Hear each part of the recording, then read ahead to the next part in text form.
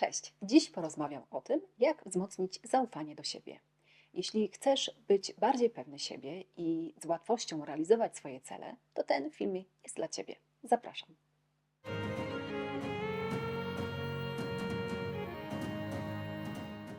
Zaufanie do siebie to przekonanie, że jesteśmy w stanie poradzić sobie z wyzwaniami, które stawia przed nami życie. To poczucie własnej wartości i pewność, że możemy osiągać swoje cele. Ważne jest, aby zrozumieć, że zaufanie do siebie nie jest cechą wrodzoną, ale umiejętnością, którą możemy rozwijać stopniowo przez całe życie. Zaufanie do siebie to coś, co buduje się poprzez doświadczenia, poprzez poznanie siebie i akceptację swoich mocnych, jak i słabych stron. Jak zatem wzmocnić zaufanie do siebie? Po pierwsze, wsłuchaj się w siebie. Wielu z nas ma przekonanie, że inne osoby wiedzą lepiej, co jest dla nas dobre. Dzieje się tak, ponieważ w dzieciństwie nie nauczyliśmy się słuchać siebie. W dzieciństwie musieliśmy słuchać dorosłych.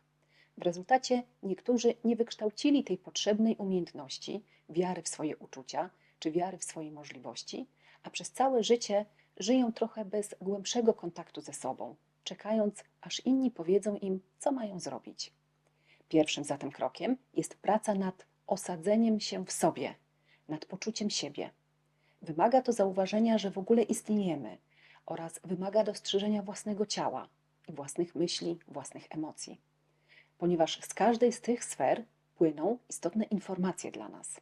Dobrym ćwiczeniem na początek może być zapisywanie, co się ze mną dzieje. Trochę taki check-in 3 razy dziennie. Może być rano, w środku dnia i gdzieś pod koniec dnia, albo na przykład kiedy idziemy spać. Możemy zapisywać, co się dzieje ze mną na poziomie ciała, na poziomie umysłu oraz na poziomie myśli, czyli sprawdzamy, czy coś mnie akurat boli, czy gdzieś w ciele odczuwam dyskomfort.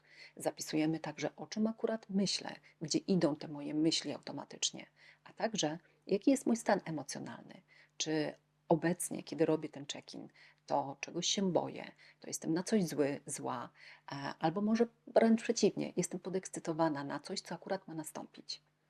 Po drugie, zidentyfikuj swoje mocne strony. Weź kartkę papieru i zapisz wszystkie swoje umiejętności, a także cechy, te, które uważasz za pozytywne. Może to być cokolwiek, od umiejętności gotowania po zdolności przywódcze.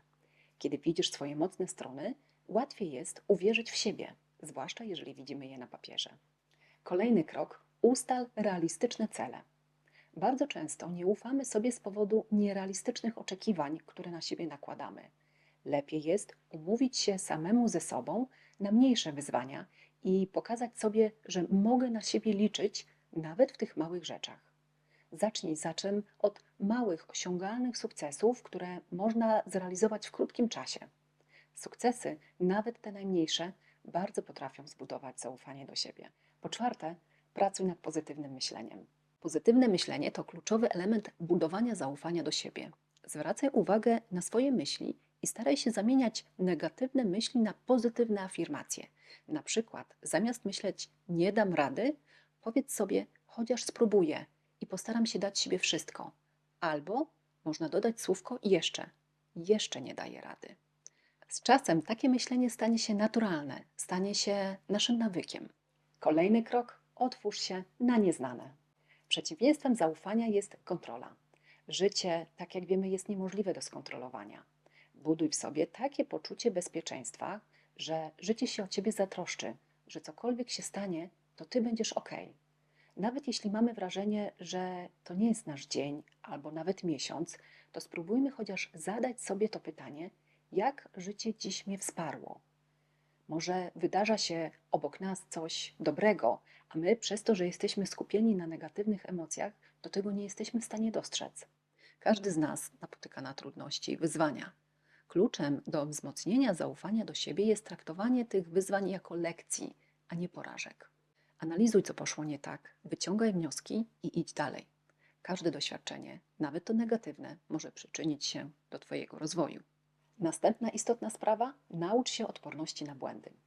Zaufanie do siebie nie oznacza, że nie popełniasz błędów, ale że nie boisz się ich, ponieważ wiesz, że z każdym, nawet najmniejszym niepowodzeniem możesz się czegoś nauczyć. Wierzysz, że niezależnie od wyniku poradzisz sobie z konsekwencjami. Zaufanie do siebie sprawia też, że mniej odczuwamy presję, by dostosować się do oczekiwań innych. Możesz iść swoją drogą, nawet jeśli inni mają swoje zdanie, bo wiesz, co jest dla ciebie najważniejsze. I na koniec słuchaj swojego wewnętrznego głosu. Aby decyzja, którą podejmujesz, była w zgodzie z tobą, potrzebne jest 3 razy tak. Tak na poziomie ciała, tak na poziomie umysłu oraz tak na poziomie emocji. Jeśli któraś z tych części mówi nie, a mimo to dalej decydujesz się podjąć działanie, to można spodziewać się, że ta część ucierpi. Kiedy masz zaufanie do siebie, bardziej polegasz na swoich wewnętrznych przekonaniach i intuicji niż na tym, co aktualnie mówią inni. To nie oznacza, że nie słuchasz porad, ale ostatecznie wierzysz bardziej sobie niż innym. A czym jest ta intuicja?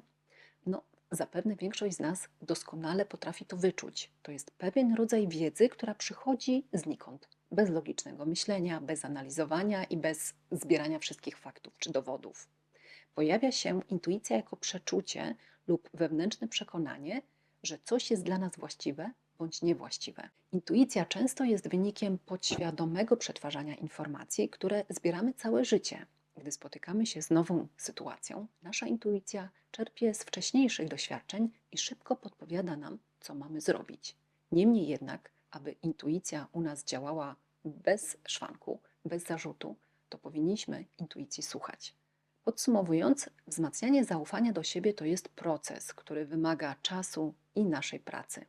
Pamiętaj, aby regularnie pracować nad swoimi mocnymi stronami, ustalać realistyczne cele, myśleć pozytywnie, a także uczyć się na błędach i otaczać się wsparciem. Dziękuję za obejrzenie mojego filmu na dziś i do zobaczenia w następnym.